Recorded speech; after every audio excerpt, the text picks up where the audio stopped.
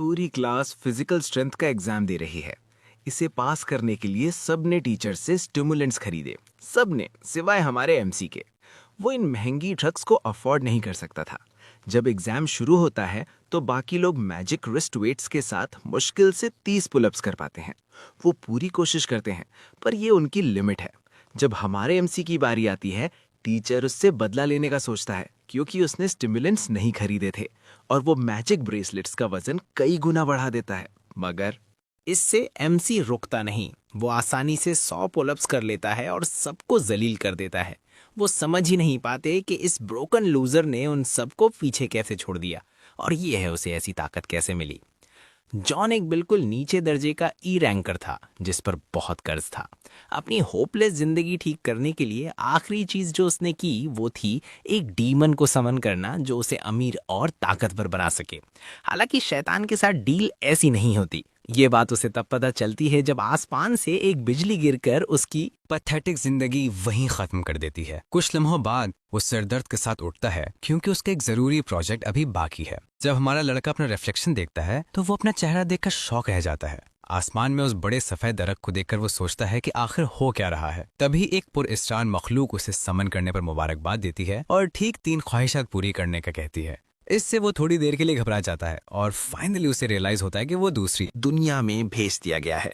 पहले उसे लगता है कि वो किसी ईसे का स्टोरी का प्रोटैगनिस्ट है, और वो उड़ने वाली किताब जो विशेस दे रही है वो कोई गोल्ड फिंगर है।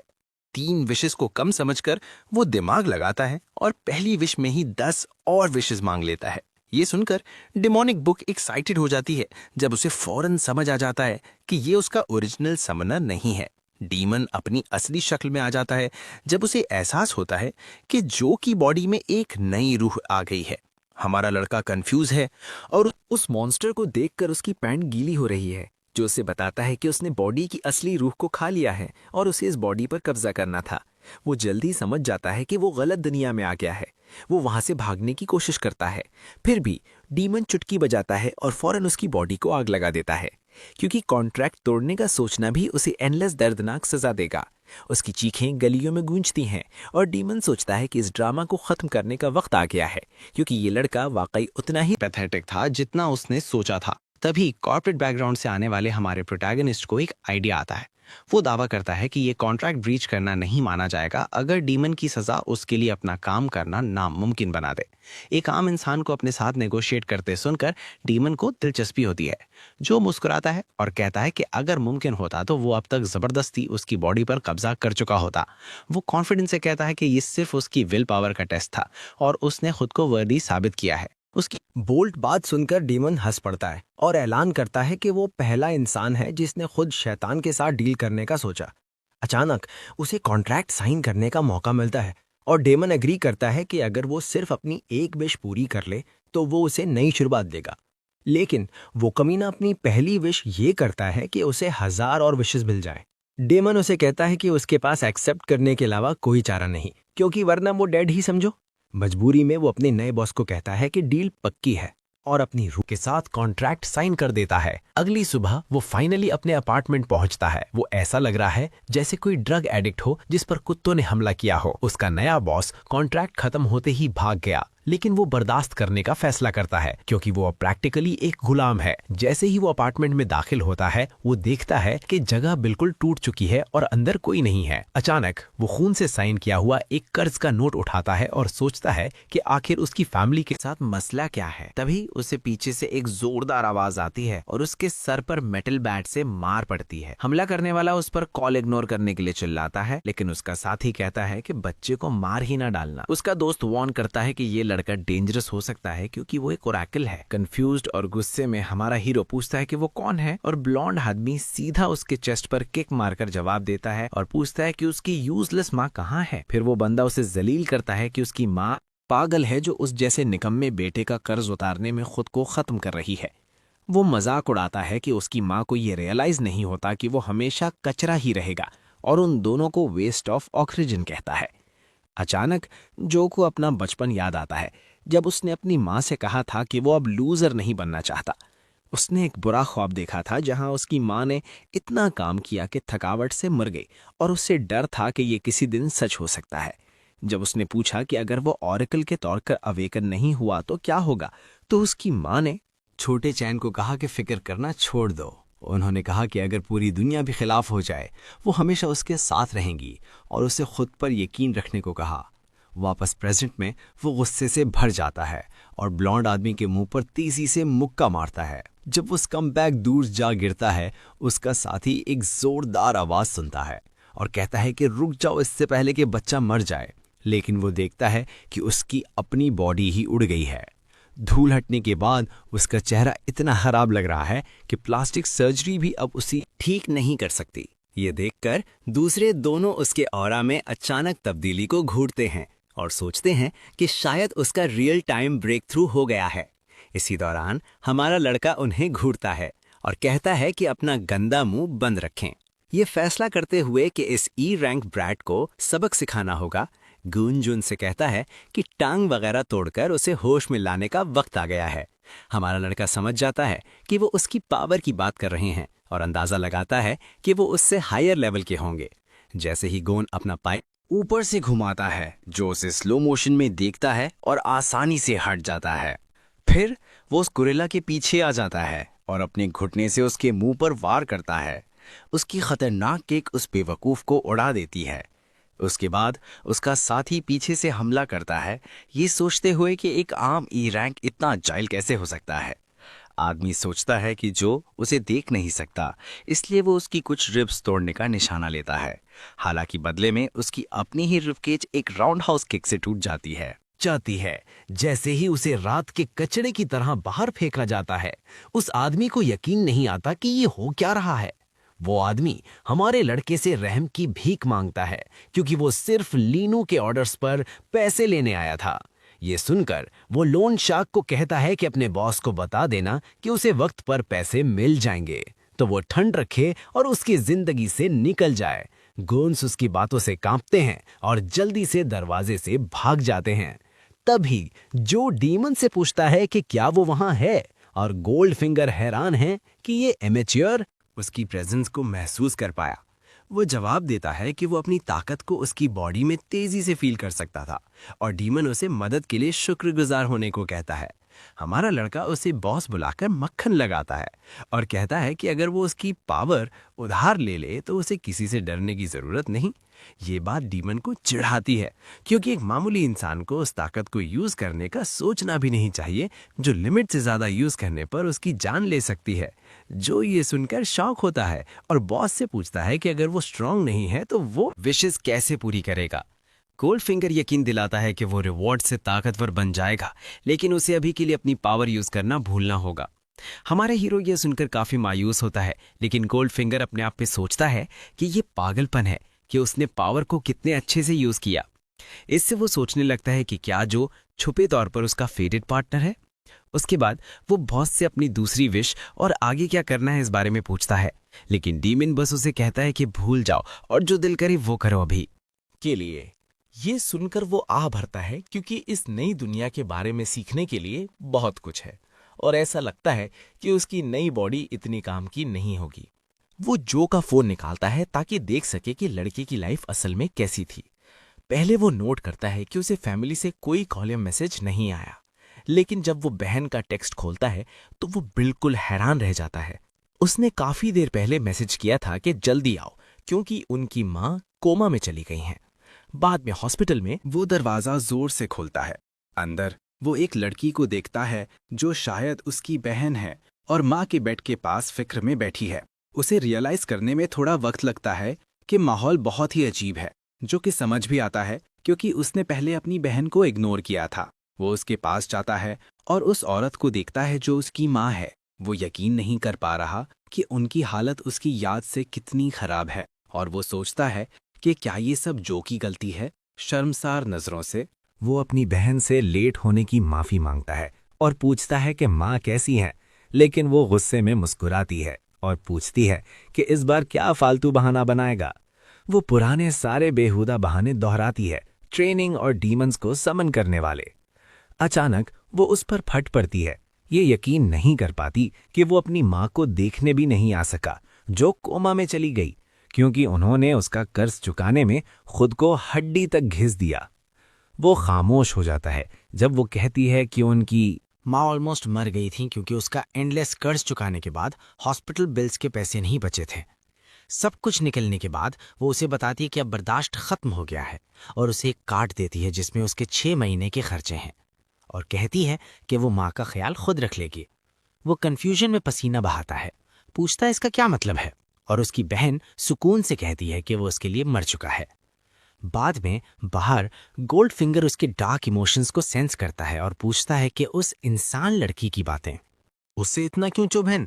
डीमन उसे यकीन दिलाता है कि ये उसने नहीं किया, लेकिन उसे याद आता है कि जो की बहन ने उसे उसके पुराने पैथेटिक रूप की याद दिला दी जिसने वैसा ही मिस्टेक किया था। इस पर उसका बॉस हंसता है और कहता है कि इसे प्लान में रुकावट ना बनने दो। ये सुनकर जो उससे पूछता है कि क्या स्ट्रांग होने से उसके सारे मसले हल हो जाएंगे, और डीमन कंफर्म करता है कि अगर वो साबित कर दे कि उसमें दम है तो सब ठीक हो जाएगा। इसके साथ वो अपना ट्रेनिंग आर्क शुरू करने के लिए पक्का इरादा कर लेता है। कर्ज वसूल करने वालों का बॉस अपने सेक्रेटरी को कहता है कि टीम से जल्दी काम करवाओ क्योंकि कस्टमर्स इंतजार नहीं करेंगे, लेकिन सेक्रेटरी बताता है कि एक स्टूडेंट ने उनके 3 बंदों को पीट दिया।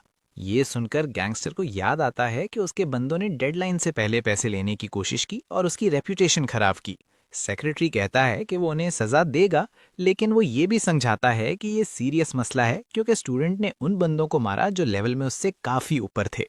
इस बात पर बॉस की पूरी तवज्जो जाती है और वो जल्दी से जो की प्रोफाइल रिपोर्ट पकड़ता है। वो सोचता है कि लड़का दिखने से कहीं ज्यादा ताकतवर है क्योंकि कोई भी इसके लेवल 2 को लेवल 3 से जीतने नहीं दे सकती। आखिर में वो सेक्रेटरी को लड़के पर नजर रखने का ऑर्डर देता है। सीन फिर शिफ्ट होता है हमारे हीरो पर, जो सुबह जॉगिंग कर रहा है। उसका फ्रेंडली पड़ोसी उसे सप्लीमेंट्स पर अच्छी डील ऑफर करता है, लेकिन वो बूढ़े आदमी को कहता है कि वो बाद में आएगा। उसकी एनर्जी देखकर आदमी सोचता है कि शायद उसे कोई गर्लफ्रेंड मिल गई है। हालांकि जो मसरूफ रहा है अपनी बॉडी का आदी होने और स्ट्रांग बनने में।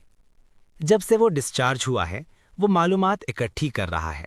उसे पता चलता है कि एबिलिटीज वाले लोगों को ऑरेकल्स कहते हैं और वो इसलिए इतने कर्ज में डूबा क्योंकि ताकतवर होने के लिए सप्लीमेंट्स की कीमत एक हाथ और किडनी बराबर होती है। हालांकि उसे श्योर नहीं कि लिमिट क्या है, वो कुछ ही दिनों की ट्रेनिंग और ड्रग्स से काफी मस्कुलर हो गया है। जब वो ये सोच रहा होता है, कोई उसे कॉल करता है और उठाने पर दूसरी तरफ से आवाज उस पर चिल्लाती है कि वो टीचर के कहने के बावजूद वापस आना भूल गया। ये सुनकर हमारे लड़के को याद आता है कि वो तो उन्हें बिल्कुल ही भूल गया था। अगले दिन स्कूल में उसे पता चलता है कि ए से ई तक 6 रैंक्स हैं और अगले पर जाने के लिए अपनी रैंक के हाईएस्ट लेवल पर पहुंचना पड़ता है, जिसमें बहुत मेहनत लगती है। बड़े फर्क की वजह से दुनिया 5 लेयर्स में बटी है, जहां ई रैंक्स और नॉर्मल लोग उस जैसे सबसे बाहर वाले जोन में रहते हैं, जबकि डी रैंक और उससे ऊपर वाले अंदर की लेयर में हैं। खुद को नीचे दर्जे का कचरा समझते हुए वो जल्द से जल्द स्ट्रांग होने का फैसला करता है ताकि वो मिडिल लेयर्स में जल्दी दाखिल हो सके। अचानक एक जाहिल उसे पीछे से नाक की गंदगी से मारता है और उसके मुंह पर हंसता है। उसका साथी मजाक उड़ाता है कि हमारा लड़का इतना कमजोर लग रहा है कि वो उसे पीट सकते हैं, हालांकि वो भी उसी की तरह लेवल 1 ऑरेकल है। ये सुनकर हमारा लड़का परेशान है कि उस जैसे बंदर अभी भी दुनिया में मौजूद है। तभी क्लास के लिए टीचर आ जाता है। बाद में बाहर वो स्ट्रेच कर रहा है और सोचता है कि उसकी स्कूल लाइफ अभी तक ठीक चल रही है। तभी कोई उसे पीछे से पुकारता है। कुछ मिनट्स बाद बूगर वाला लड़का हमारे लड़के को क्लास के सबसे स्ट्रांग बंदे के साथ लड़ते देखकर शॉक हो जाता है। उसका दोस्त हैरान नहीं है क्योंकि वो जो को लड़ते देखने का आदी है। बुली हमारे हीरो को कहता है कि वो सिर्फ रिटन एग्जाम्स में अच्छे ग्रेड्स लेने की वजह से ज्यादा हवा में उड़ रहा है। वो कहता है कि ऑरेकल की असली वैल्यू ताकत से होती है और उसकी लेवल 1 की स्ट्रेंथ कचरा है। ये सुनकर ब्रो बुली को याद दिलाता है कि वो भी लेवल 1 का कचरा ही है, जिस वजह से बुली इतना गुस्से में आ जाता है कि वो एक पुरतशद्दुद मुक्का मारता है, जो बासानी एक हाथ से उसका मुक्का पकड़ता है और दूसरे से उसकी कलाई मोड़ देता है, ये पूछते हुए कि क्या उसका भौंकना खत्म हो गया। वो गुस्से वाला लड़का यकीन नहीं कर पाता कि वो उससे हार रहा है और वो सोचता है कि शायद जो का कद भी पहले से लंबा हो गया है। फिर जो उसकी बातें उसी पर वापस मारता है कि ताकत ही सब कुछ है। फिर तमीज से इजाजत मांगता है कि क्या वो उसका चेहरा तोड़ सकता है। जब वो बंदा पसीने में शराबोर सोच रहा होता है कि अब वो पिटने वाला है, अचानक कोच आ जाता है और हमारे लड़का पर क्लास में हंगामा करने की वजह से भड़क उठता है। कोच हमेशा की तरह चिड़चिड़ा लग रहा है और पूछता है कि क्या वापस आते ही उसका इरादा मुसीबत खड़ी करने का है। हमारा लड़का अपना सबसे मासूम चेहरा बनाता है और दावा करता है कि वो बस खेल रहे थे। बुली अपना हाथ छुड़वाता है और उसे छोड़ने को कहता है। मामला ठंडा होते देख कोच हमारे हीरो को आखिरी बार वार्न करता है और सबको टेस्टिंग के लिए लाइन बनाने का हुक्म देता है। जल्द ही स्टूडेंट्स पुल अप बार के पास इकट्ठे हो जाते हैं, जबकि कोच गिगिया अपनी बकवास शुरू करता है। वो उन्हें दूसरे स्कूल्स के खिलाफ होने वाले टूर्नामेंट के लिए जोश दिलाता है, वादा करते हुए कि अच्छे नतीजे न सिर्फ स्कूल का नाम रोशन करेंगे बल्कि एलीट एकेडमीज के दरवाजे भी खोल देंगे। अपनी तकरीर के आखिर में वो बेशर्मों की तरह अपने करमाती सप्लीमेंट्स की मशहूरी शुरू कर देता है, जैसे कोई ठग हो। चैलेंज शुरू होता है जब बुली एक बार में 50 पुलअप्स लगाता है, जो मुतासिर नहीं होता और कहता है कि ये किसी संजीदा टेस्ट से ज्यादा टिकटॉक चैलेंज लग रहा है। तभी एक आवाज उसे पुकारती है, पूछते हुए कि क्या वो ठीक है। क्लास रेप मानती है कि वो पूरी तरह से फिक्रमंद थी क्योंकि उसने कई दिनों से उसके मैसेजेस इग्नोर किए थे। वो जल्दी से बात संभालती है, ये कहते हुए कि वो बस उसके बारे में तजस्सुस कर रही थी, लेकिन हमारा लड़का उसे यकीन दिलाता है कि कुछ नहीं हुआ। मौजू बदलते हुए वो पूछती है कि उसने टीचर के 2 नंबर सप्लीमेंट्स खरीदने से इनकार क्यों किया, जो साफ जवाब देता है कि उसके पास फूटी कौड़ी नहीं। वो उसे ना खरीदने के नतीजों के बारे में आगाह करने की कोशिश करती है, लेकिन बात पूरी होने से पहले उसका नाम बुला लिया जाता है। गुड लक बोलकर वो उसे भेज देता है। वो फील होने से पहले मुश्किल से 25 पुलअप्स कर पाती हैं, लेकिन कोच को याद आता है कि उसने उससे 2 बोतलें खरीदी थीं और जादू से उसका स्कोर बढ़ाकर 36 कर देता है। हमारे लड़के को अचानक समझ आता है कि यही असली वजह है कि हर स्टूडेंट ने वो महंगा कचरा खरीदा था, वरना वो स्कूल से निकाले जाने का रिस्क लेते। आखिरकार जो बार पर अपनी बारी के लिए आगे बढ़ता है, कोच अपनी आंखें तंग करता है, ये जानते हुए कि हमारे हीरो ने एक बोतल भी नहीं खरीदी। उसके चेहरे पर एक शैतानी मुस्कुराहट आती है जब वो उसे मिसाल बनाने का फैसला करता है। इसी दौरान जो पुलअप बाल और रेस्ट कार्ड्स का जायजा लेता है, नोट करते हुए कि पहली नजर में वो नॉर्मल लग रहे हैं, लेकिन उनके पीछे जरूर कोई चाल है। जैसे ही वो बार पकड़ता है, उसकी आंखें सदमे से फैल जाती हैं। उसकी बॉडी अचानक भारी महसूस होने लगती है और वो जल्दी समझ जाता है कि रिस्ट गार्ड्स में लगे क्रिस्टल्स एक्स्ट्रा वजन डाल रहे हैं। फिर भी हमारा लड़का हार मानने से इनकार करता है, ये रियलाइज करते हुए कि क्रिस्टल्स की वजन की हद होगी। जोर लगाते हुए वो रेप्स लगाता है जैसे कुछ हो ही ना। दूसरे स्टूडेंट्स यकीन नहीं कर पाते, हैरान रह जाते हैं कि जिसे वो कमजोर कहते थे वो उनसे इतनी आसानी से बेहतर परफॉर्म कर रहा है। उनका दिमाग घूम जाता है जब जो 100 रब से आगे निकल जाता है और वो चिल्लाते हैं कि ये जरूर सेकंड ईयर का होगा। जब वो आखिरकार बार छोड़ता है, एक भीड़ उसे घेर लेती है और सवालों की बारिश कर देती है। उधर कोच बुत बनकर खड़ा है, सोचते हुए कि क्या लड़के ने चुपके से ताकत बढ़ाने वाली ड्रग्स ली हैं। डर उसे घेरने लगता है जब उसे एहसास होता है कि शायद स्टूडेंट्स को अब उसके स्केची सप्लीमेंट्स की जरूरत नहीं रहेगी। तभी वो एक कमीनी स्माइल देता है, हमारे हीरो के लिए एक घटिया प्लान सोचते हुए सीन कट होकर प्रिंसिपल पर जाता है, जो फोन कॉल पर दूसरे टीयर के इवेंट्स कैंसिल होने पर गुस्सा निकाल रहा है। वो दलील देता है कि स्कूल के पास फंड्स की कमी है और मुश्किल से 3rd टीयर स्टूडेंट्स के साथ गुजारा हो रहा है। दूसरी तरफ से बंदा साफ जवाब देता है कि सिस्टम एलीट ऑरेकल्स ढूंढ रहा है, इसलिए पैसा टॉप स्कूल्स में जा रहा है। फोन जोर से बंद करते हुए प्रिंसिपल परेशानी में अपना सर पकड़ लेता है, ये रियलाइज करते हुए कि स्कूल के पास एक भी एलीट ऑरेकल बनाने के लिए फंड्स नहीं है। उसकी नज़र शीशे के केस में बंद एक कले क्रिस्टल पर पड़ती है जब वो सोचता है कि स्कूल को बिजनेस में कैसे रखा जाए। ये सोच कट जाती है जब कोच जी की आवाज़ ऑफिस के बाहर से आती है। कोच अंदर आता है और फख्र से उन नामों की लिस्ट रखता है जिन्हें वो दावा करता है कि एलीट ऑरेकल्स बनेंगे।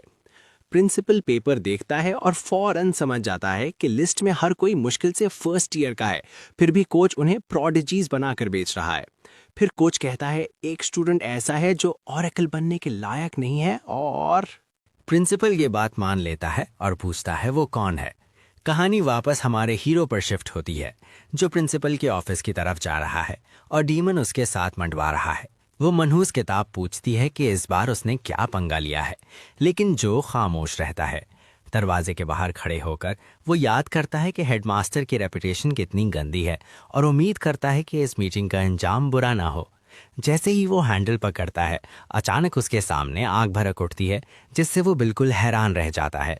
डीमन खुशी से चमक उठता है कि वो ट्रिगर्ड विश जिसका उसने पहले जिक्र किया था आखिरकार सामने आ गई है।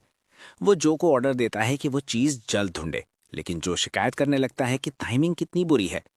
उसकी सोच कट जाती है जब प्रिंसिपल खुद खामोशी तोड़ता है। कहता है कि वक्त बर्बाद करना बंद करो और अंदर आओ। अंदर कदम रखते हुए जो पोलाइटली पूछता है कि हेड मास्टर ने उसे क्यों बुलाया।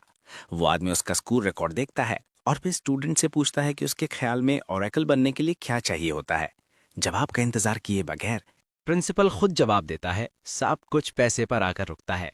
फिर वो जो को बिना किसी हिचकिचाहट के कहता है कि अभी छोड़ दो, जबकि वो फायदे में है। जो के चेहरे का रंग उड़ जाता है और प्रिंसिपल समझाता है कि ओरेकल बनाने का खर्चा बहुत ज्यादा है।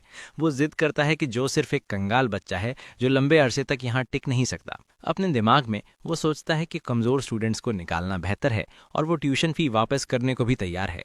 जो सिचुएशन को समझने के लिए कुछ सेकंड्स लेता है। इसी दौरान डीमन की आंखें फैल जाती हैं जब उसे अचानक रियलाइज होता है कि वो क्रिस्टल ही वो ऑब्जेक्ट है और वो हमारे हीरो को उसे पकड़ने का कहता है। वो धीरे से मनहूस किताब को कहता है कि वो खुद पकड़ ले, लेकिन डीमन फौरन याद दिलाता है कि उसे एक्ट करने के लिए किसी और की जरूरत होती है। जो रुकता है गहरी सोच में, रियलाइज करते हुए कि उसे हर हाल में मिड सिटी जोन में जाना है, जिसका मतलब है कि वो यहाँ से निकले जाना अफोर्ड नहीं कर सकता, चाहे कुछ भी हो। वो खुद को देखता है और याद करता है कि इस एकेडमी का एक भी स्टूडेंट कब E2 लेवल से आगे नहीं गया, जो कि ठीक वही वजह है कि ये स्टूडेंट्स इतने कीमती समझे जाते हैं। हमारा लड़का फिर डीमन से पूछता है कि क्या वो इस मिशन का रिवॉर्ड खुद डिसाइड कर सकता है। उस लम्हे डीमन को समझ आ जाता है कि जो क्या प्लान कर रहा है, लेकिन इससे पहले कि वो बोले, जो उसकी बात काट देता है और ऐलान करता है कि उसे बोरो पावर स्किल चाहिए। गोल्ड फिंगर फट पड़ता है, उस पर चिल्लाता है, याद दिलाते हुए कि ये फैसला कितना पागलपन और खतरनाक है। लेकिन हमारा लड़का पक्का है। वो दलील देता है कि अगर वो निकाल दिया गया तो डीमन की विश शायद कभी पूरी ना हो, और मांग करता है कि मनहूस किताब उस पर भरोसा करे। ना चाहते हुए भी गोल्ड फिंगर मान जाता है और मानता है कि अब जो भी होगा उसका जिम्मेदार वो नहीं होगा। एक चमकता हुआ पैनल जो के सामने आ जाता है, पूछता है कि क्या वो बोरो पावर स्किल चाहता है। वो बिना हिचकिचाहट के फौरन एक्सेप्ट कर लेता है। प्रिंसिपल फिर उसकी सोच में दखल देता है, पूछता है कि क्या उसके कोई आखिरी अल्फाज हैं। वो मजबूती से जवाब देता है कि वो चाहता है कि प्रिंसिपल उसका लेवल दोबारा चेक करे और तब फैसला करे। प्रिंसिपल इस बेकार दरख्वास्त पर सर हिलाता है, लेकिन फिर भी अपना हाथ आगे बढ़ा देता है। टच करते ही वो नोट करता है कि जो की ताकत रिकॉर्ड से ज्यादा है, लेकिन फिर भी रहने के लिए काफी नहीं। आंखें बंद करके जो रियलाइज करता है कि ये उसका आखिरी मौका है और पूरी जान लगाकर ज्यादा से ज्यादा स्टार एनर्जी एब्जॉर्ब करने की कोशिश करता है। फिर वो प्योर ऑरा निकालना शुरू कर देता है, जिससे प्रिंसिपल दंग रह जाता है। यहाँ तक कि डीमन भी हैरान हो जाता है, क्योंकि उसने कभी एक्सपेक्ट नहीं किया था कि बच्चे की एनर्जी उसकी दी हुई ताकत से बढ़ जाएगी। प्रिंसिपल सदमे में पीछे हटता है, समझने की कोशिश करते हुए कि अभी क्या हुआ। उसे झटका लगता है कि जो ने किसी तरह ब्रेक थ्रू कर लिया है और अभी 4th लेवल पर पहुंच गया है। दांत पीसते हुए आदमी खुद को संभालता है और हमारे लड़के को आने वाले स्कूल टूर्नामेंट में हिस्सा लेने का कहता है। जो हैरानी में पलकें झपकाता है, समझने की कोशिश करते हुए कि हेडमास्टर का लहजा अचानक क्यों बदल गया। जब धूल बैठती है, उसे समझ आता है कि वो आदमी शायद स्कूल को कचरे से निकालने के लिए उसे एजुकेशन डिपार्टमेंट के सामने दिखावा करने के लिए इस्तेमाल करना चाहता है। प्रिंसिपल मानता है कि खर्चे पूरे करने के लिए वो बेकार स्टूडेंट्स को निकालना चाहता था, और फिर जो को इस मसले में फंसाने पर माफी मांगता है। इनाम के तौर पर वो उसे फुल स्कॉलरशिप और हर हफ्ते 6 सप्लीमेंट्स की बॉटल्स देता है। वो साफ कहता है, हमारे हीरो को स्कूल को रिप्रेजेंट करना होगा, क्योंकि एकेडमी का पूरा मुस्तकबिल उस पर टिका है। ये देखकर कि वो आदमी कितना मजबूर है, हमारा लड़का मौका मारता है और पूछता है कि क्या उसे वो शेल्फ पर रखा काला क्रिस्टल मिल सकता है। प्रिंसिपल समझाता है कि ये ब्लैक स्टार क्रिस्टल से बना है, जो असल में पिछला हेड वापस लाया था, और ये स्कूल की ईमान को जाहिर करता है। लेकिन फिर वो आह भरता है कि अगर स्कूल बंद हो गया तो इस निशानी का कोई मतलब नहीं रहेगा, तो वो मान जाता है कि वो उसे दे देगा। हमारा हीरो कॉन्फिडेंस से जवाब देता है, वादा करता है कि वो टूर्नामेंट जीतने के लिए अपनी जान लगा देगा। प्रिंसिपल फिर बात बदलता है और पूछता है कि वो इतना ताकतवर कैसे हुआ। जो बात टाल देता है, ये कहकर के वो अपनी ताकत छुपा रहा था। हेडमास्टर का सांस रुक जाता है, ये सोचते हुए कि लेवल छुपाना। तो अल्टीमेट प्रो गेमर मूव है और कसम खाता है कि वो किसी को भनक तक नहीं लगने देगा। तभी एक औरत ऑफिस में आती है और प्रिंसिपल उससे जो को एलीट क्लास में ले जाने का कहता है। कुछ देर बाद वो बताती है कि पूरी दूसरी मंजिल सिर्फ एलीट्स के लिए है। बात बदलते हुए वो कैजुअली पूछती है कि प्रिंसिपल के साथ उसका क्या ताल्लुक है, लेकिन जो बिना कुछ बताए बात टाल देता है। तभी कोच की जिया फुल स्पीड में गुस्से से अंदर आता है। वो माफी मांगता है, कहता है कि उसने हेडमास्टर की मिन्नतें की थीं कि फैसले पर नजरसानी करें, लेकिन कोई फायदा नहीं हुआ। फीमेल टीचर उसकी बात काटती है, साफ करते हुए कि जो को निकाला नहीं जा रहा बल्कि उसे एलीट क्लास में शिफ्ट किया जा रहा है। वो मजीद कहती है कि प्रिंसिपल अब कोच को ढूंढ रहा है, जिससे कोच के चेहरे का रंग उड़ जाता है। बाद में उस रात वो थका हारा अपने छोटे से अपार्टमेंट वापस आता है और बेड पर गिर जाता है। वो बुड़बुड़ाता है, सोचते हुए कि उस जैसा कंगाल बच्चा इतने कम वक्त में लेवल 4 कैसे पहुंच सकता है। डीमन फौरन बात काटता है, मिशन याद दिलाते हुए। गोल्ड फिंगर वार्न करता है कि उसकी ताकत इंसानों को हमेशा के लिए बेवकूफ नहीं बना सकती, और वो मानता है कि ये बात वो समझ गया है। फिर भी वो सोचता है कि उसे मुफ्त सप्लीमेंट्स मिल गए और निकाले जाने से बच गया तो जिंदगी अभी इतनी बुरी नहीं लग रही। फोन देखते हुए उसे रियलाइज होता है कि असली मुसीबत अभी भी कर्ज का पहाड़ है और उसे पैसे कमाने का कोई प्लान जल्दी बनाना होगा। अगले दिन स्कूल में वो पहले से ज्यादा अफसुर्दा लग रहा है। इर्द गिर्द धूल मिट्टी और टूटी हुई जगह को देखकर वो सोचता है कि ये किस कचरा कुंडी में आ गया है। कहीं से कोई उसका नाम पुकारता है। एक आदमी दूर से हाथ हिलाता है और बड़ी मुस्कुराहट के साथ उसे आने को कहता है। वो बातचीत शुरू करते हैं और आदमी माफी मांगता है कि वो उसे पहले नहीं ढूंढ सका क्योंकि वो हमेशा क्लास के कामों में फंसा रहता है। बंदा अपना तारुफ टीचर जैन के तौर पर कराता है और जो फौरन पूछता है कि क्या वो वाकई यहाँ वाहिद टीचर है।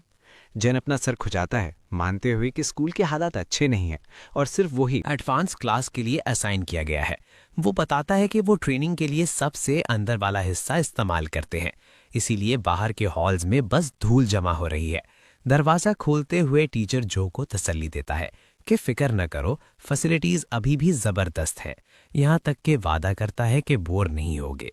जबकि हमारा हीरो हैरत से देखता है अंदर का मंजर बाहर से बिल्कुल अलग है और किसी वर्ल्ड क्लास जिम जैसा है। उसका टीचर समझाता है कि स्टूडेंट्स खुद ट्रेनिंग कर रहे हैं और उसे इंट्रोड्यूस कराने की ऑफर करता है। वो सोचता है कि जगह किसी 5 स्टार फिटनेस क्लब जैसी लग रही है जहां स्टूडेंट्स एनर्जी से भरे हैं। हालांकि वो नोट करता है कि कुछ उसे तिरछी नजरों से देख रहे हैं। उसका टीचर फिर सबको नए आने वाले से मिलवाने के लिए बुलाता है। वो अदब से झुकता है और एहतराम से मिलता है, लेकिन पीछे खड़ा एक लाल बालों वाला लड़का फौरन मसला शुरू कर देता है। तंजिया मुस्कुराहट के साथ बाजू बांधकर वो जो का मजाक उड़ाता है, कहता है कि ड्रामा बंद करो और मानो कि तुम सिफारिश से अंदर आए हो। टीचर उस पर चिल्लाता है, वेन को तमीज सिखाता है और समझाता है कि जो पूरे तरीके से ट्रांसफर हुआ है। स्केल की बुनियाद पर बंदा मानता नहीं, आंखें किसी शिकारी जैसी तंग करता है जो आसान शिकार देख रहा हो और बिना सोचे समझे जो को फाइट का चैलेंज देता है। स्टूडेंट्स फौरन जोश में आ जाते हैं, सालों बाद कोई मुकाबला देखने के लिए खुश हैं और अफवाहें फैलाना शुरू कर देते हैं। पीछे खड़ा एक ब्लॉन्ड स्टूडेंट पूछता है कि क्या हो रहा है और एक पिंक बालों वाली लड़की समझाती है कि लड़ाई होने वाली है। इससे ब्लॉन्ड लड़के की दिलचस्पी बढ़ जाती है और वो जल्दी से इस ट्रांसफर स्टूडेंट के बारे में मजीद पूछता है। वहाँ हमारे हीरो के पास टीचर उसे मशवरा देता है कि चैलेंज कबूल ना करे, मगर जो बिना हिचकिचाहट के मान जाता है। वो सुकून से कहता है कि उसे मैथ से मसला नहीं, जब तक कि जान से मारने वाला हमला ना हो। उधर स्कूल ऑफिस में प्रिंसिपल गुस्से से फटने वाला है, ये मांग करते हुए कि क्या नया बच्चा आते ही लड़ाइयां शुरू कर रहा है। टीचर कॉल पर समझाता है कि हमारे लड़के ने वेन हाउ का चैलेंज कबूल कर लिया। वापस फाइट पर दोनों में से कोई पीछे नहीं हटता जब वो आमने सामने होते हैं और मैड ऑरा फॉर्म करते हैं। प्रिंसिपल को ये अजीब लगता है पर सोचता है कि बच्चा शायद अपना करंट लेवल चेक करना चाहता है, तो वो अरीना में मुकाबले की इजाज़त दे देता है। कुछ देर बाद दोनों स्टूडेंट्स अलग अलग डेस्क्स के पीछे खड़े होते हैं, जबकि टीचर रूल्स बताता है। पहला, कोई बाहर से दखल नहीं दे सकता, और दूसरा, दोनों फाइटर्स को सेम स्टार लेवल पर मुकाबला करना होगा। वेन हाउ को यकीन करना मुश्किल लगता है कि जो वाकई ई रैंक ऑरेकल है, फिर टीचर हिदायत खत्म करता है, सख्ती से याद दिलाता है कि नाजुक हिस्सों पर हमला करना बिल्कुल मना है। दोनों मुखालिफ एक दूसरे के गिर्द घूमना शुरू करते हैं, जबकि टीचर उन्हें याद दिलाता है कि जानलेवा ताकत किसी सूरत में अलाउड नहीं। वो कहता है कि जो हारेगा वो बाद में बदला नहीं ले सकता, चाहे नतीजा कुछ भी हो। चेहरे पर एक साफ स्ट्राइक या सरेंडर से ड्यूल फौरन खत्म हो जाएगा। उनका टीचर स्टार्ट का इशारा करता है, जल्दी खत्म करने की उम्मीद में, जब वैन हाओ आगे बढ़ता है और सीधा गर्दन का निशाना लेता है, जो हिलता तक नहीं, और उसका हाथ पकड़कर उसे पूरी तरह फेंक देता है। रेड हेड फौरन दोबारा हमला करता है, समझते हुए कि ये बंदा वाकई सीरियस है। वेन वो लगातार हमलों की बारिश करता है, मगर जो हर हमले से पुरसुकून तरीके से बच निकलता है। तंग आकर वेन वो अचानक स्ट्रैटेजी बदलता है और किक मारने की कोशिश करता है। हवा में टांग घूमती है और रेडहेड अपना signature move wind hook kick लगाता है, जो अपने बाजू से ब्लॉक करने में कामयाब हो जाता है। हालांकि रेडहेड मुस्कुराता है, ये सोचते हुए कि मैच अब तय हो गया। उसी पोजीशन से जो उसे वेनवो की गर्दन पर एक टीज किक से हैरान कर देता है। रेडहेड संभलने की कोशिश करता है, सवाल करते हुए कि इसे मार्शल आर्ट्स आती कहाँ से है। गिरने से खुद को बचाता है। वैन हाउ सोचता है कि अब सबसे जरूरी चीज हर हाल में अपना चेहरा बचाना है, मगर जैसे ही वो पलटता है, जो सकून से बंद मुट्ठी से उसकी नाक पर टैप करता है। मुस्कुराहट के साथ वो पूछता है कि क्या इसका मतलब जीत है। वैन हाउ को यकीन नहीं आता और वो बुत बना खड़ा रह जाता है। अरीना थोड़ी देर के लिए खामोश हो जाता है, यहाँ तक कि टीचर जैंग ऑफिशियली जो को विनर करार देता है। वैन हाउ यकीन नहीं कर पा रहा था कि वो वाकई किसी से हार गया, और सब मैच के इस शॉकिंग नतीजे पर हैरान हैं। वो सोचते हैं हमारा लड़का कुछ ज्यादा ही ताकतवर है। उधर वो सोचता है कि मैच कुछ ज्यादा जल्दी खत्म हो गया, पर फिर भी उसने इससे कुछ न कुछ सीखा। फिर वो वेनहाउ से पूछता है कि क्या उसे अब कोई शिकायत है। मैच देखकर कोच को अपनी आंखों पर यकीन नहीं आता, क्योंकि वेनहाउ एक एलीट है जिसने प्रोफेशनल ट्रेनिंग ली है, मगर वो फिर भी एक ऐसे लड़के से हार गया जो अभी एलीट क्लास में प्रमोट हुआ है। उसे लगता है हमारे लड़के में गैर मामूली छुपा हुआ टैलेंट है, और यही वजह है कि प्रिंसिपल ने उसे कहा था कि बच्चे को स्पेशल ट्रीटमेंट देना। अचानक प्रिंसिपल आ जाता है और हमारे लड़के को मुबारकबाद देता है। उससे पीछे आने को कहता है, क्योंकि वो किसी जरूरी बात पर गुफ्तगू करना चाहता है। पिंक बालों वाली लड़की ये मंजर देखकर दंग रह जाती है, जबकि पीले बालों वाला लड़का कहता है कि उन्हें वाकई अपनी स्ट्रॉन्ग क्रू में उस जैसे लड़के की जरूरत है। प्रिंसिपल हमारे लड़के से पूछता है कि क्या उसे एलीट क्लास पसंद आई, और वो जवाब देता है कि सिवाय इसके कि स्टूडेंट्स कुछ ज्यादा ही पुरजोश है, कुछ खास नहीं। प्रिंसिपल कहता है कि उसे आदत हो जाएगी, क्योंकि ताकतवर लोग हमेशा तवज्जो खींचते हैं। वो उसे ये भी मशवरा देता है कि अपनी ट्रेनिंग पर ध्यान दो और स्कूल हर मुमकिन मदद करेगा। ये सुनकर हमारा लड़का सोचता है कि प्रिंसिपल अब उस पर भरोसा करता है, तो वो पूछने का फैसला करता है कि क्या वो कोई ऐसा तरीका जानता है जिससे स्टूडेंट्स जल्दी पैसा कमा सके। मगर वो उसे बजाय बताने के कहता है कि ट्रेनिंग पर फोकस रखो, ताकि लंबे अरसे में वो बड़ी रकम कमा सके, और अगर फैमिली किसी मुश्किल वक्त से गुजर रही है तो स्कूल फाइनेंशियली मदद कर सकता है। हमारा लड़का बताता है कि ऐसी कोई बात नहीं और सोचता है कि अब उसे किसी तरह दूसरा रास्ता ढूंढना होगा। जब वो जिम में ट्रेनिंग कर रहा होता है, वो खुद को याद दिलाता है कि उसे मोहतात रहना चाहिए, क्योंकि स्टूडेंट लोन्स के खिलाफ स्कूल की पॉलिसीज बहुत सख्त हैं। वो सोचता है कि एक्स्ट्रा पैसे कमाने का तरीका कहाँ से सीखे, मगर अचानक वो पीले बालों वाला लड़का उसके सामने आ जाता है और मैच पर तारीफ करता है। फिर वो हमारे लड़के से पूछता है कि वो कौन है, और वो वापस वही सवाल उससे पूछता है। इसी दौरान लड़की शीन को बताती है कि वो बदतमीजी कर रहा है, और वो हमारे लड़के से माफी मांगती है कि ये कभी कभी थोड़ा अनोइंग हो जाता है। वो अपना तारुफ कराती है कि वो सू है और ये सरदर्द शैन है। वो बताती है कि वो दोनों उसके सीनियर्स हैं, और अगर वो किसी बात पर कंफ्यूज्ड हों तो वो मदद कर सकते हैं। वो अनोइंग बंदा फिर कहता है कि अब से वो एक टीम है और वो टीम लीडर है, तो वो पर्सनली इसका ख्याल रखेगा।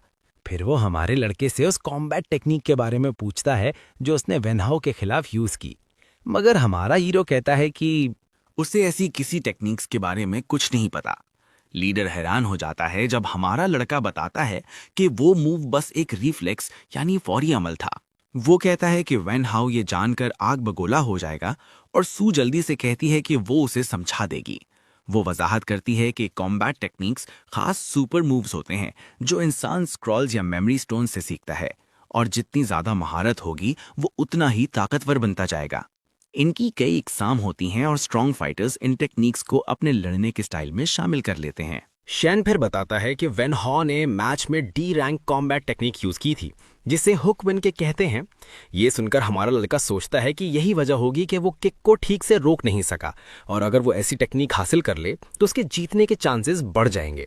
वो पूछता है कि क्या ये नायाब हैं, और लीडर समझाता है कि इनकी नायाबी रैंक्स पर डिपेंड करती है।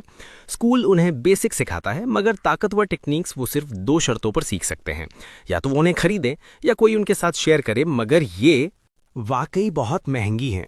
आज की मार्केट में एक आम डी रैंक टेक्निक भी तकरीबन 50,000 की हो सकती है। शो ऑफ करते हुए दोनों उसे बताते हैं कि उनके पास कॉम्बैट टेक्निक है, और अगर वो देखना चाहे तो दिखा सकते हैं। जो सोचता है कि ये दोनों वाकई अमीर होंगे, क्योंकि इतनी बड़ी रकम उनके लिए कुछ भी नहीं। अचानक उसे ख्याल आता है कि वो इनसे जल्दी पैसा कमाने के तरीकों के बारे में पूछ सकता है। वो उनसे पूछता है कि क्या पैसे कमाने का कोई तेज रास्ता है, मगर कहता है कि वो बैंक लूटने जैसा कोई गैर कानूनी काम नहीं करना चाहता। शैन बताता है कि उसका वाहिद ऑप्शन ब्लैक वाटर डिस्ट्रिक्ट है, मगर सू जल्दी से कहती है कि ऐसी बकवास ना करो। वो कहता है कि उसने सुना है वहां कुछ भी हो सकता है, मगर स्कूल स्टूडेंट्स को उस डिस्ट्रिक्ट में दाखिल होने से मना करता है। उसके बाद लीडर हमारे लड़के से पूछता है कि उसे टेक्निक के लिए कितने पैसे चाहिए, और वो कहता है अराउंड 300,000। दोनों फौरन अपने अकाउंट्स चेक करते हैं, मगर वो बिल्कुल कंगाल हैं। उधर हमारा लड़का सोचता है कि वो स्कूल के बाद वैसे ब्लैक वाटर डिस्ट्रिक्ट चेक करेगा, क्योंकि उसे अभी पैसों की सख्त जरूरत है। वो मैप यूज करके डिस्ट्रिक्ट पहुंचता है और सोचता है कि ये उसके घर के वाकई करीब है। कोई नहीं सोच सकता कि वो स्टूडेंट है, क्योंकि उसने अब यूनिफॉर्म नहीं पहना हुआ। वो बॉस से भी पूछता है कि वो डिस्ट्रिक्ट के बारे में क्या सोचता है, मगर उसे एक भी जवाब नहीं मिलता। जो उसने सुना है उसके मुताबिक आउटर जोन्स में स्ट्रॉन्ग फाइटर्स नहीं होते, और उसका पावर लेवल 4 ऑरेकल के बराबर है, तो वो आसानी से किसी को भी हैंडल कर सकता है। अगर हालात खराब हुए तो उसे यकीन है कि वो कम से कम महफूज तरीके से भाग सकता है। करीब से जायजा लेने के बाद वो सोचता है कि ये इलाका यकीनन वीराना लग रहा है, और सोचता है कि क्या ये वाकई मिरेकल जोन है, मगर उसे अभी भी हल्के कदमों के निशान नजर आते हैं, जो उसे एक छुपे हुए खुफिया रास्ते की तरफ ले जाते हैं। फिर आखिरकार वो रास्ता ढूंढकर ध्यान से मेडिकल जोन में पहुंच जाता है। मेडिकल जोन में हमारा लड़का गंदा माहौल और सारी शीडी डीलिंग्स देखता है। वो सोचता है कि कोई इस जगह के बारे में बात नहीं करता, क्योंकि यहाँ कोई कानून नहीं और मुनाफा कमाने के लिए लिटरली कुछ भी किया जा सकता है। इन सब चीजों को देखने के बाद उसे उम्मीद की किरण मिलती है कि वो वाकई कर्ज छुपाने के लिए काफी पैसा कमा सकता है। अचानक वो पीछे आने वाले गुंडों से पूछता है कि वो कब तक उसका पीछा करने का प्लान बना रहे हैं। उनमें से एक गुंडा उसकी तेज हिस की तारीफ करता है और कहता है कि वो तब हमला करने वाला था जब वो पूरी तरह लापरवाह होता, मगर अब सूरत-ए-हाल बदल गई है और वो सबके सामने उसे पीटने वाला है। वो कहता है कि उसने उस जैसे बहुत से लड़के देखे हैं, अमीर बच्चे जो भेस बदलकर ब्लैक वाटर डिस्ट्रिक्ट आते हैं और फिर उनका शिकार बन जाते हैं। जो सोचता है कि ये कोई बेवकूफ़ है, क्योंकि वो तो खुद बिल्कुल कंगाल है। गुंडा फिर कहता है कि वो ऑरेकल है तो भागने की कोशिश बेकार होगी। वो उसे कहता है कि अगर जिंदा रहना चाहते हो तो बस उसके ऑर्डर्स मानो और अपनी जेबें खाली कर दो। ये सुनकर हमारा लड़का उसे कहता है कि वो वाकई बहुत बदतमीज है और एक ही बार में वो अचानक लीडर को बेहोश कर देता है। बाकी दोनों को गुस्सा आता है कि उसने लीडर को बेहोश कर दिया, क्योंकि वो मोहतात नहीं था। तो दोनों सीधा उसकी तरफ भागते हैं ताकि उसे खंजर मार सकें। अचानक लकड़ी के क्रेट्स उन दोनों पर गिरते हैं और एक पुरस्कार लड़की जल्दी से हमारे लड़के का हाथ पकड़ती है और उसे अपने साथ आने का हुक्म देती है। दोनों वहां से भागते हैं और एक छुपी हुई महफूज जगह पहुंचते हैं। जो मदद के लिए उसका शुक्रिया अदा करता है, मगर हकीकत में ये उसके लिए सिर्फ मुसीबत है, क्योंकि उन दो बंदों को पीटने के बाद वो उनसे सवाल करने का प्लान बना रहा था। लड़की ऐसे एक्ट करती है जैसे वो हमारे लड़के को पहले से जानती है और पूछती है कि वो यहाँ क्या कर रहा है। ये कहने के बाद वो अचानक घबरा जाती है, क्योंकि उसे याद आता है कि उसे तो छुपना था। वो उससे पूछता है कि क्या वो सच में उसे जानती है, मगर वो बात बदल देती है ये कहकर कि उसने बस कॉलर पर उसका नाम पढ़ा। नेम टैग देखने के बाद वो उसे फौरन हटा देता है। वो सोचता है कि अच्छी बात है कि लड़की उसे नहीं जानती, क्योंकि उसे पता ही नहीं चला कि उसका नाम कॉलर पर लिखा हुआ था। वो बताने के लिए उसका शुक्रिया अदा करता है, जबकि वो सिर्फ इस बात पर खुश है कि उसने अपनी असली पहचान नहीं खोली। वो उसे मशवरा देती है कि अपनी मालूमात ठीक से छुपाए क्योंकि ये इलाका वाकई खतरनाक है, और फिर कहती है कि वो उसे यहाँ से निकाल देगी। मगर हमारा लड़का उसकी ऑफर ठुकरा देता है क्योंकि वो यहाँ पैसे कमाने आया है। वो फैसला करता है कि उसे चले जाना चाहिए क्योंकि अगर उसे पता चला कि वो स्टूडेंट है तो वो बड़ी मुश्किल में पड़ जाएगा। जब जो जाता है वो सोचती है कि वो पक्का जानती है कि वो कौन है और हैरान होती है कि एक स्टूडेंट मिरेकल जोन में क्या कर रहा है। जब उसने उसे छुआ था उसे एक अजीब एहसास हुआ जिसकी वजह से वो सोचती है कि वो पहले ही ऑरेकल बन चुका है। इसी दौरान हमारा लड़का अपना चेहरा छुपाने के लिए मास्क खरीदता है ताकि उसकी पहचान कहीं लीक ना हो। जब वो सोच रहा होता है कि उसे पैसे कमाने का कोई रास्ता नहीं मिला, एक अजनबी उसके पास आता है और बताता है कि वो लोकल टूर गाइड है और वो उसके तमाम सवालों के जवाब दे सकता है। ये सुनकर हमारे लड़के की दिलचस्पी बढ़ती है और वो पूछता है कि क्या वो किसी ऐसी जगह को जानता है जहां वो जल्दी पैसे कमा सके। गाइड बहुत खुश होता है क्योंकि वो सोचता है कि उसे कस्टमर मिल गया है। एक और बंदे का इजाफा करता है और फख्र से हमारे लड़की को फॉलो करने का कहता है। वो जो को एक फाइटिंग अरीना में ले जाता है जहां वो पूछता है कि क्या ये अंडरग्राउंड फाइट क्लब है। गाइड कहता है कि वो सही कह रहा है और ये तेजी से पैसा कमाने का सबसे आसान तरीका है। वो समझाता है कि आज विनर को प्राइज मनी के साथ बिट से हासिल होने वाली रकम का भी हिस्सा मिलेगा। वो कहता है कि ओरेकल्स भी इन फाइट्स में हिस्सा लेते हैं, तो ये मैचेस हाई रिस्क और हाई रिवॉर्ड वाले हैं। चलने वाली फाइट पर नजर डालने के बाद वो सोचता है कि उसके पास जीतने का वाकई पूरा चांस है। गाइड हमारे लड़के से पूछता है कि क्या वो हिस्सा लेना चाहता है क्योंकि वो उसे बेटिंग चिप्स दिला सकता है। वो उसे बताता है कि वो वैसे भी प्राइस मनी पर अपनी किस्मत आजमाएगा। हमारे लड़के का पीछा करते हुए पुरस्कार लड़की भी फाइट क्लब में दाखिल होती है और उसे ढूंढने लगती है। अचानक वो हमारे लड़के को रिंग के अंदर खड़ा देखती है और हैरान होती है कि वो यहाँ क्या कर रहा है। वो बदसूरत आदमी जो के सामने बड़ा बनने की कोशिश कर रहा है कहता है कि वो सीटेड फाइटर है, लेकिन हमारा लड़का उसे एक ही बार में बेहोश कर देता है। भीड़ सोचती है कि ये बोरिंग है क्योंकि हर फाइटर एक ही मुक्के में ढेर हो रहा है। हमारा लड़का सोचता है कि उसे जल्द अज जल्द इसे खत्म करना चाहिए और वो फौरन बाद अगले 2 फाइटर्स को भी निपटा देता है। ये फाइट्स देखकर क्लब का बॉस कंफ्यूज हो जाता है क्योंकि उसने उसे सिर्फ इसलिए लड़ने दिया था क्योंकि वो कमजोर दिख रहा था। चमचा उसे बताता है कि ये फाइट्स देखने के बाद सारे फाइटर्स ने हार मान ली है और कस्टमर्स रिफंड मांग रहे हैं क्योंकि उन्हें लगता है कि ये मैचेस फिक्स्ड हैं। फौरन बॉस अपने लोगों को एक स्पेशल मैच अरेंज करने का कहता है क्योंकि वो उसे सारे पैसे लेकर जाने नहीं देगा। इसी दौरान वो अपने आखिरी मुखालिफ को हराता है और पूछता है कि क्या अब उसे प्राइज मनी मिल सकती है। अनाउंसर कहता है कि क्राउड इन मैचेस से बहुत एक्साइटेड है, इसलिए उन्होंने एक स्पेशल मैच रखा है। हमारा लड़का समझ जाता है कि उनका पैसे देने का कोई इरादा नहीं। दूसरी तरफ चमचे एक ट्रॉली बाहर लाते हैं जिससे एक मॉन्स्टर बना हुआ है। अनाउंसर कहता है कि ये स्पेशल मैच निफलन के खिलाफ होगा, जिसे फ्रीक भी कहते हैं, और उसे देखकर जो वाकई हैरान रह जाता है। एनपीसीज उसे ट्रॉली से खोलते हैं और वो लाश की तरह जमीन पर गिर जाता है। वो फौरन रिंग से बाहर भागते हैं और उसे बंद कर देते हैं। ब्रो बस वहीं खड़ा सोचता रहता है कि ये क्या हो रहा है। अचानक फ्रीक अपनी नींद से जागता है और उसके चेहरे पर बहुत ही खौफनाक तासुर है। भीड़ में एक मोटा आदमी अपनी गर्लफ्रेंड को तसल्ली देता है कि वो मॉन्स्टर को आसानी से एक मुक्के में हरा सकता है, लेकिन हकीकत में उस दरिंदे को देखकर उसकी पैंट गीली हो गई थी। पूरी इसरार लड़की सोचती है कि ऐसी चीज यहाँ कैसे हो सकती है। वो जानती है कि जो अकेला इसे संभाल नहीं सकता और वो अपनी एबिलिटी से उसे बचा सकती है, लेकिन फिर उसका राज खुल जाएगा और प्लान्स लीक हो जाएंगे। इधर हमारा लड़का सोचता है कि बदकिस्मती से बॉस इस वक्त यहाँ नहीं है और इस मॉन्स्टर को हराना यकीनन मुश्किल होगा। जब वो उसकी आंखों में देखता है तो उसे लगता है जैसे वो शिकार है और मॉन्स्टर शिकारी। उसके छाती में हिस उसे चीख कर दूर भागने को कह रही है क्योंकि ये चीज बहुत खतरनाक है। फ्रीक हमारे लड़के की तरफ जानलेवा हमला करने के लिए लपकता है, लेकिन हमारा लड़का अपने इंस्टिंक्ट्स यूज करके हमले से बच जाता है। अगर वो ऐसा ना करता तो वो मर चुका होता। इसके बाद वो फैसला करता है कि अगर जिंदा रहना है तो सीरियस होना पड़ेगा। मॉन्स्टर उसे कोने में धकेल देता है और ये देखकर जो फैसला करता है कि उसे जल्द से जल्द इसे खत्म करना होगा। वो अपना लेवल बढ़ाने के लिए ताकत उधार लेता है और फ्रीक को सीधा जमीन में गाड़ देता है।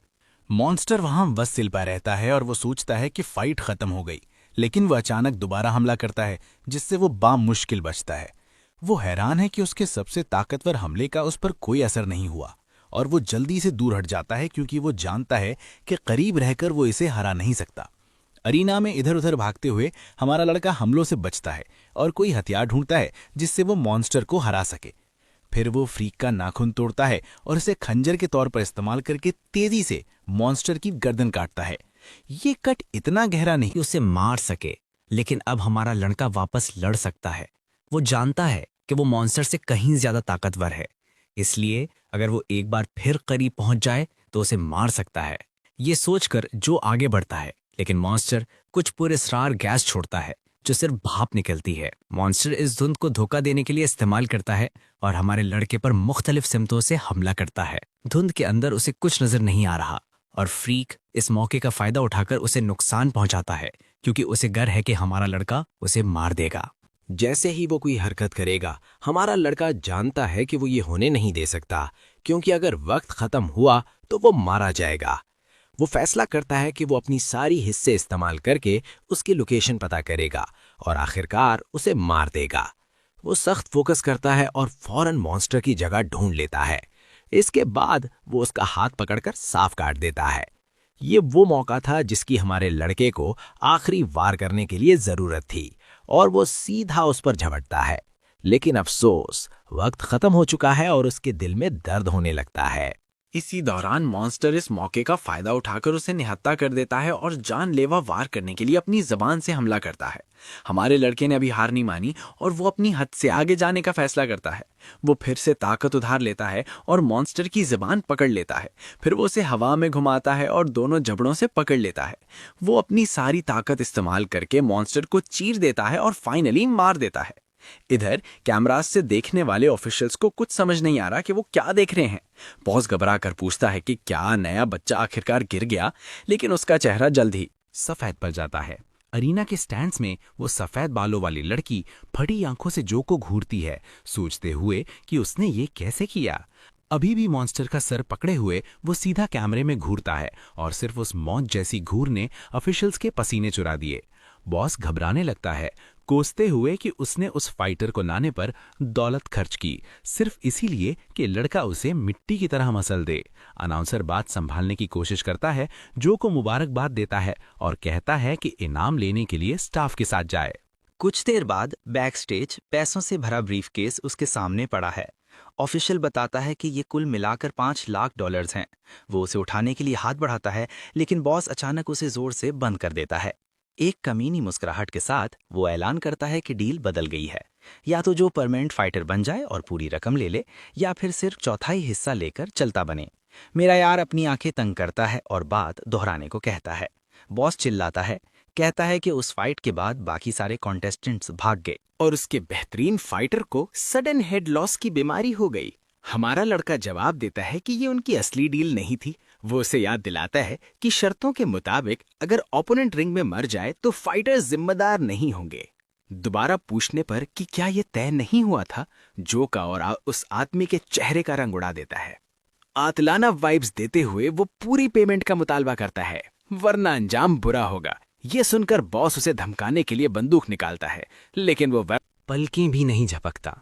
एक हरकत में हमारा हीरो हथियार की पुर्जे अलग कर देता है और उस बदमाश की उंगली तोड़ देता है। दर्द से चिल्लाते हुए बॉस अपने बंदों को हुक्म देता है कि बच्चे को गोलियों से भून दें। उसके चमचे फौरन बंदूकें निकालते हैं, फायर करने के लिए तैयार। वो बस तंग आकर आह भरता है। हर गुजरते लम्हे के साथ वो ज्यादा चिढ़ रहा है। बाहर सफेद बालों वाली लड़की गन फायर सुनकर चौखन्ना हो जाती है। एक लम्हे बाद एक आदमी खिड़की से बाहर किसी खाली सोडा कैन की तरह उड़ता हुआ आता है। जमीन पर पड़े बेहोश बॉडीगार्ड को घूरता है। भीड़ सोचती है कि क्या कोई फिल्म हो रही है। ताहम सफेद बालों वाली लड़की को शक है कि ये सारी तबाही जो का काम है। इधर हमारा हीरो बॉडीगार्ड्स को बिना कुछ सोचे मारता जा रहा है, इस बात से बेपरवाह कि उनके पास बंदूकें हैं। एक गंजा बदमाश फायर करने के लिए गन उठाता है, लेकिन वो उसका सर सीधा दीवार में दे मारता है। बाहर निकलते हुए वो पैसे हाथ में लिए भागता है, जबकि ऊपर वाले गुंडे उसे पकड़ने का हुक्म देते हैं। गलियों में दौड़ते हुए उसे एहसास होता है कि वो अपनी हद पर पहुंच रहा है और उसकी बॉडी स्लो हो रही है। उसकी चोटें भी आहिस्ता आहिस्ता उसकी ताकत निचोड़ रही हैं। अचानक एक हाथ उसकी हुडी पकड़ता है और उसे तंग गली में खींच लेता है। पहले वाली लड़की जल्दी से उसका मुंह हाथ से बंद कर देती है, जबकि गुंडे बिना देखे वहां से गुजर जाते हैं। जब रास्ता साफ होता है वो उसे बताती है कि वो महफूज है और जो उसे पहचान लेता है। वो उसे अपनी ताकत बचाने का कहती है और बताती है कि वो एक छुपे हुए रास्ते को जानती है। एक सुरंग की तरफ ले जाते हुए वो वार्न करती है कि अगर वो अभी नहीं निकले तो गुंडे पूरा इलाका बंद कर देंगे और उसे पकड़ लेंगे। वो जवाब देने की कोशिश करता है, लेकिन वो उसकी बात काट देती है और चलने को कहती है। कोई चारा ना होने पर वो शुक्रिया अदा करता है और सुरंग में घुस जाता है। उसके जाने के बाद वो अपने कम्युनिकेटर पर टैप करती है। दूसरी तरफ एक गुस्से भरी आवाज पूछती है कि वो कहाँ गायब हो गई थी। वो बात टाल देती है, अपनी बहन को चुप रहने और दादा को लाइन पर लेने का कहती है, क्योंकि उसे रिपोर्ट करने के लिए कुछ मिला है। मंजर फिर वापस जो पर जाता है, जो बामुश्किल लड़खड़ाता हुआ अपने अपार्टमेंट पहुंचता है और फर्श पर गिर जाता है। सांस लेने के लिए हाँफते हुए वो अपना सीना पकड़ता है, जागने की कोशिश करता है, लेकिन जिस लम्हे उसकी बॉडी की आखिरी ताकत खत्म होती है, हमारा लड़का फाइनली जमीन पर बेहोश हो जाता है। वो ख्वाब में देखता है जहां उसकी मां ठीक होने का झूठ बोलने पर माफी मांगती हैं। सच्चाई ये है कि उनके पास बस कुछ ही साल बचे हैं। वो अपने बेटे को बताती हैं कि वो उसे बड़ा होता देखना, उसके बच्चों से मिलना और बस थोड़ा और वक्त साथ गुजारना चाहती थी। हमारे लीरो की माँ दोबारा माफी मांगती हैं कि उनके पास उसके साथ रहने की ताकत नहीं और कहती हैं कि वो दुनिया में सबसे ज्यादा उससे प्यार करती हैं। उसके चेहरे पर आंसू बहने लगते हैं जब हमारा हीरो हकीकत में वापस आता है। उसकी आंखें खुलती हैं, वो खुद को संभालता है और खिड़की के बाहर रोशन आसमान को देखता है। उठकर बैठते हुए उसे रियलाइज होता है कि वो अभी भी जो चेन के घर में है। उसे जिंदा होने पर सुकून मिलता है, हालांकि वो बचपन का बुरा ख्वाब ही था जिसने उसे जगाया। फिर उसके सर में एक आवाज आती है जो पूछती है कि क्या वो आखिरकार जाग गया, जिससे वो हैरान हो जाता है। वो फिर डीमन से पूछता है कि पिछले कुछ दिनों से वो कहाँ था, लेकिन मनहूस किताब काम का कोई बहाना बनाती है। इसके बजाय वो सवाल वापस फेंक देता है कि उसने ऐसा क्या किया कि 2 दिन तक बेहोश रहा। इससे पहले कि वो जवाब दे सके, डीमन समझ जाता है कि वो चुपके से अंडरग्राउंड रीना में गया, बहुत ज्यादा एनर्जी जाया की और एक मॉन्स्टर से लड़ा। गोल्ड फिंगर फट पड़ता है। ऐसी लापरवाही करने पर उस पर चिल्लाता है। वो बात टालने की कोशिश करता है, लेकिन डीमन नहीं रुकता और वार्न करता है कि उसकी ताकत उसे दूसरी बार वापस लाने के लिए काफी नहीं है। वो जोर देता है कि वो अपनी जिंदगी की कदर करे, क्योंकि ये उसका दूसरा मौका है और वो इसे जाया नहीं कर सकता। इस बात पर जो मुस्कुराता है और पीछे का ख्याल रखने के लिए डीमन का शुक्रिया अदा करता है। गोल्डफिंगर थोड़ा रिलैक्स होता है, फिर मानता है कि जिस मॉन्स्टर से वो लड़ा वो इस दुनिया का नहीं लगता था। ये ख्याल हमारे लड़के को उस लड़की की याद दिलाता है जो उसे उस मनहूस जगह मिली थी, लेकिन वो उसे झटक देता है क्योंकि अभी लेवल बढ़ाना ही सब कुछ है। तभी उसे कल रात वाला इनाम याद आता है और वो फौरन ब्रीफकेस खोलता है जिसमें 9 नोट पड़े हैं। डीमन पैसों के लिए जान जोखम में डालने पर उसका मजाक उड़ाता है, लेकिन वो जवाब देता है कि कम से कम अब टूर्नामेंट तक उसे कर्ज की फिक्र नहीं करनी पड़ेगी। खुद को देखते हुए वो कहता है कि स्कूल वापस जाने से पहले उसे ये जख्म ठीक करना होगा। अपना सर रगड़ते हुए वो आ भरता है कि उसे हॉस्पिटल, बैंक और क्लास सब एक ही दिन में करना है। हॉस्पिटल में डॉक्टर चेक करता है और कहता है कि जख्म जल्दी भर जाएगा, बस साफ रखना। रिकवरी की स्पीड देखकर आदमी पूछता है कि क्या हमारा लड़का ऑरेकल है, जिस पर वो हाँ कहता है। फौरन डॉक्टर बात बदल लेता है और उसे मेंबरशिप प्लान बेचने की कोशिश करता है। वो फौरन इनकार करता है, नॉर्मल दवाई मांगता है। इस बात पर सुकून महसूस करते हुए कि मॉन्स्टर की जबान जहरीली नहीं थी, वो डॉक्टर को मरहम देते हुए देखता है, लेकिन जैसे ही वो बॉटल पकड़ता है वो सुन्न हो जाता है और यकीन नहीं कर पाता। वो डॉक्टर से पूछता है कि बॉटल चमक क्यों रही है, लेकिन आदमी उसे अजीब नजरों से देखता है, जिद करता है कि ये आम सी शीशी है। मेरा यार 1 सेकंड के लिए भी यकीन नहीं करता, उसे अपने हाथ में चमकती हुई साफ दिख रही है। डॉक्टर फिर मेंबरशिप डील बेचने की कोशिश करता है, कहता है काउंसलिंग सेशन उसकी स्ट्रेस वाली हेलुसिनेशंस वहम में मदद करेंगे, लेकिन वो उसकी बात इग्नोर कर देता है। कॉरिडोर में जो हर जगह एनर्जी का अजीब बहाव देखता है। अपना हाथ आगे बढ़ाकर वो उसे चमकता हुआ देखता है और तेज हो जाती है और उसे एहसास होता है कि इसका ताल्लुक जरूर स्टार एनर्जी से है। अंडरग्राउंड फाइट को याद करते हुए उसे शक होता है कि उस लड़ाई ने कोई ऐसी चीज जगा दी है, अवेकन कर दी है। फिर वो मुस्कुराता है, ये सोचते हुए कि अगर वो अब सच में स्टार एनर्जी महसूस कर सकता है तो वो उसे कहीं ज्यादा बेहतर तरीके से अब्जॉर्ब कर सकेगा। तभी एक आदमी वहां से गुजरता है जिसके गिर्द हरे रंग का चमकदार ऑरा है और जो नॉवल देखने की कोशिश करता है। उस बंदे के गुजरने के बाद वो चुपके से दोबारा देखता है और ठंडे पसीने में आ जाता है, ये सोचते हुए कि इस शख्स की स्टार एनर्जी किसी अलग ही लेवल पर है। वो हरे बालों वाला अजनबी कुछ तो महसूस करके रुकता है और सोचता है कि क्या अभी किसी ने उसे स्कैन किया, लेकिन फिर इग्नोर कर देता है। उसके कम्युनिकेटर पर एक आवाज उस पर बरस पड़ती है, हुक्म देती है कि वो एलियन स्टार को फौरन ढूंढे। हरे बालों वाला शख्स दूसरी तरफ वाले को ठंडा रहने का कहता है क्योंकि इसका मुल्क में कुछ अरसा रुकने का इरादा है। वो आवाज फिर जोर देती है, याद दिलाते हुए कि बॉस की पेशेंट गोई ने एलियन स्टार को बॉस टियर खतरा बताया है जिसे मुसलसल निगरानी की जरूरत है। अपनी सनग्लासेस उतारकर हरे बालों वाला आदमी तंजिया मुस्कुराता है और कहता है कि बॉस कुछ ज्यादा ही फिक्र करते हैं। वो ऐलान करता है कि अगर एलियन स्टार वाकई उनका दुश्मन है तो वो बिना हिचकिचाहट के उसे मसल देगा। अगले दिन स्कूल में प्रिंसिपल हमारे लड़के को क्लासेस और कॉल्स मिस करने पर डांटना शुरू कर देते हैं। वो माफ़ी मांगता है और कहता है कि वो कुछ ज़ाती मामलात में फंस गया था। प्रिंसिपल का लहजा नरम पड़ता है, गुस्से से ज़्यादा फिक्र जाहिर करते हैं और वो उसे तसल्ली देते हैं और पूछते हैं कि क्या ये टूर्नामेंट के बारे में है। बूढ़ा आदमी नामे सर हिलाता है और वजाहत करता है कि उन्हें टूर्नामेंट के लिए उस पर पूरा भरोसा है। इसके बजाय वो पूछते हैं कि अगर वो किसी असली मुसीबत में है तो क्या स्कूल उसकी मदद कर सकता है। वो हमारे लड़के को याद दिलाते हैं कि स्कूल की सबसे बड़ी तरजीह एलिट ऑरेकल्स को सपोर्ट करना है, जो मुस्कुराता है और उन्हें फिक्र ना करने को कहता है, वादा करते हुए कि वो टूर्नामेंट में अपनी पूरी जान लगा देगा, जिससे आखिरकार प्रिंसिपल को सुकून मिलता है। कुछ देर बाद शेन और सू भागते हुए उसके पास आते हैं, ये पूछने के लिए कि क्या हुआ था। शेन को याद आता है कि हमारे लड़के ने पहले एक कॉम्बैट टेक्निक का जिक्र किया था और वो अपनी जेबें टटोलता है। एक क्रेडिट कार्ड निकालकर वो बताता है कि उन्होंने मिलकर 3 लाख जमा कर लिए हैं, जो वो बाद में कभी भी वापस कर सकता है। ये सुनकर वो हैरत से जम जाता है जब उसे रियलाइज होता है कि उन दोनों ने उसकी बात को कितना सीरियस लिया था। वो शुक्रिया अदा करता है लेकिन मानता है कि उसने वो टेक्निक लेने का इरादा बदल दिया है। तभी विन हाउस शर्माता हुआ वहां आता है और अपने पहले के रवैये की माफी के तौर पर 50,000 ऑफर करता है। हमारा हीरो इस ख्याल के लिए शुक्रिया अदा करता है जबकि सू उस रेड हेड की क्लास लेती है कि कहीं उसका कोई गलत मकसद तो नहीं। विन मानता है कि वो सिर्फ जो को फ्रॉड बोलने का कफारा अदा करना चाहता है और अब उम्मीद करता है कि वो दोस्त बन सकते हैं। सू आगे झुकती है और सरगोशी में पूछती है कि क्या वो उसे ग्रुप में आने दें, और जो कंधे उचका कर कहता है कि उसे कोई मसला नहीं। सू फिर वेनहाउ की तरफ मुड़ती है और पूछती है कि क्या वो चौथा मेंबर बनने पर राजी है, और वो जवाब देता है कि रैंकिंग उसके लिए मायने नहीं रखती। शैन फौरन उस पर हुक्म चलाना शुरू कर देता है कि जाकर पानी की बोतल लाओ, जिससे दोनों के दरमियान बहस शुरू हो जाती है। जो बस मुस्कुराता है, रियलाइज करते हुए कि उसे पक्के दोस्त मिल गए हैं। सीन फिर तेजी से आगे बढ़ता है जहां वो ट्रेडमिल पर भाग रहा है, याद करते हुए कि ऑरेकल्स फिजिकल ट्रेनिंग के दौरान ज्यादा एनर्जी एब्जॉर्ब करते हैं। हालांकि एब्जॉर्प्शन की रफ्तार बहुत ही सुस्त निकलती है।